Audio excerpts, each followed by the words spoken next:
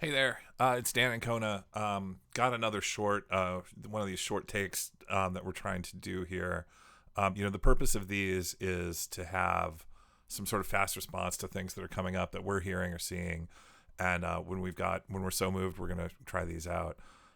It's also sort of about us, us here at Way to Win, trying to find our own voices on some of this stuff and get messages that we think are important based on all the research that we're doing out there when we hear things.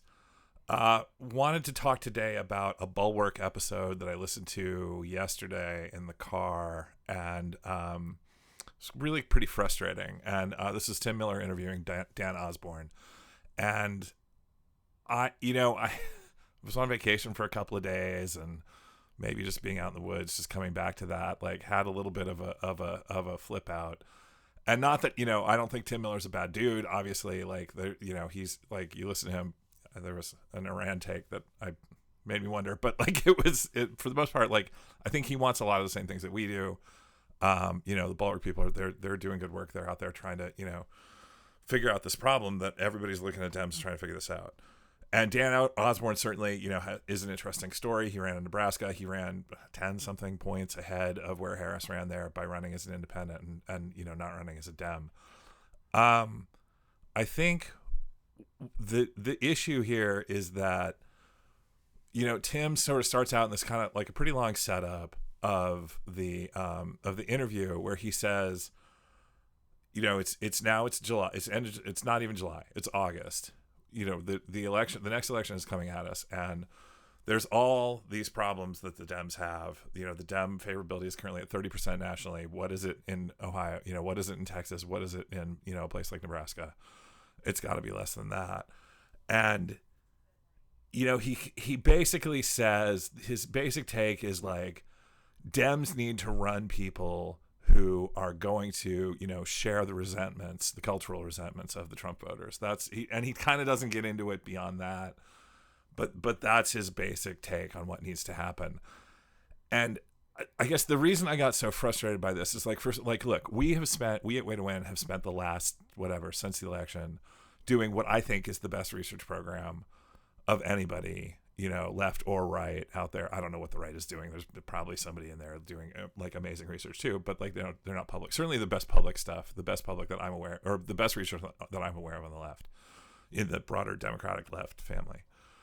And this just isn't what we heard from people. They weren't like, I need Democrats to be a little more transphobic or to run against gay people or run against gay marriage or even to run against woke or whatever.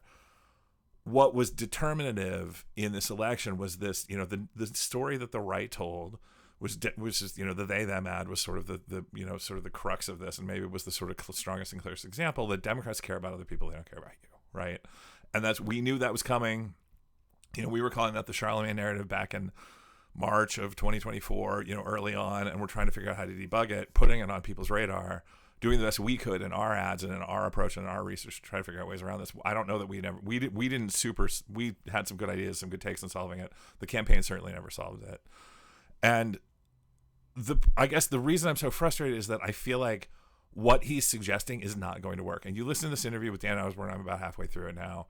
He says like, well, I never bought into the two-party system. I don't like Democrats or the Republicans. Look, if you cannot tell the difference between Democrats and Republicans now in this age with what is happening, and like this is a guy who has run so much respect for Dan Osborn, right? This guy, like he has run, the most important things. He's run union campaigns and strikes and gotten back money from executives that were stealing money from their workers. Like this is so much respect for this guy, but like this strategy is just not going to work. Like there's a difference between Democrats and Republicans, and like Biden, for all his problems, was out there every day trying to do the right thing for working class Americans. Now, foreign policy, different problem, but like that ridiculous problem. But like that was something that Biden was all their policies, everything that they tried to do.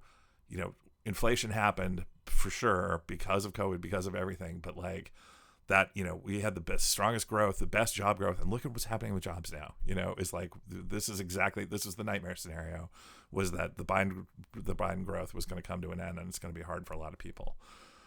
So this whole strategy of like having to, supposedly run candidates that share these cultural resentments. It's hard to say exactly what he means by that, but that is not going to work. There is another way to do it.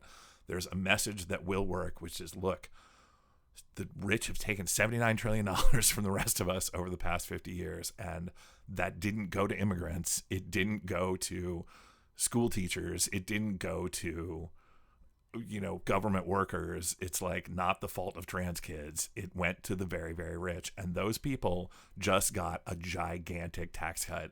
And the tax on tips thing that he said, yeah, you got crumbs. He gave you crumbs. And, look at any of the data. We have to make an ad about this. We'll do this at some point, right? But that talks about the amount of money that went to rich people is just astonishing.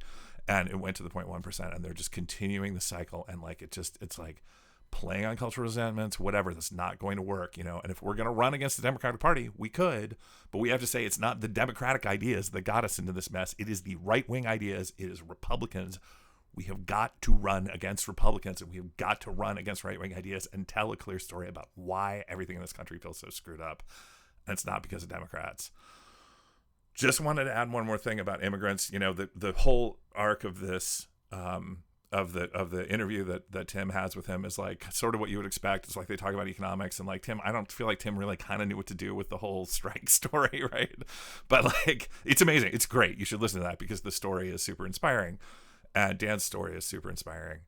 And then he's like, well, but what about social issues? And Tim says, I'm really mad about the immigration raids. And Dan doesn't kind of know what to do with that. And he at one point says, this thing that you hear from right-wing people all the time. Well, we don't have borders we don't have a country. Look, our country is a lot bigger than the border. Okay. Our country is a lot bigger than the lines in the sand that delineate it, in the dirt that delineate it. Okay. Or the trees, I guess, in Canada, whatever. Our country is almost 300 million people. It is our food. It is our culture. It is our built environment, which in some suburbs, cities, our rural areas. This is a beautiful country. And to go around saying that if we don't have a border, we don't have a country. Look, Virginia has a border. It's still a country, even though I left Virginia and moved to California. It doesn't it's borders are not what make a country. And making this so small and buying into this narrative is just this is not going to work. Tell some other story. Trump is grabbing people in the street and abducting people. Let's focus on that. And sure, we can talk about border security. Let's have border security. But this, that, there's just making the idea of our country so small like that. I just find this is not. It's not regardless of my personal feelings. We can go try it. We'll go test it, I guess. We'll run some focus groups. We'll do some polling or whatever. That is not an effective message. I'm sure we can do better than that. Dan, I'm sure if you hear this, I'm sure you can come up with a better story about what our country is that isn't, if we don't have borders, we don't have a country. So that's a good rant for now. I will keep trying these as things come up, but do appreciate Tim Miller and the work that they're doing. They're trying to solve this problem in good faith. I feel like they're acting in good faith, but yeah, I'm a little scared about where things are going. It's going to be an interesting year. Thanks, everyone.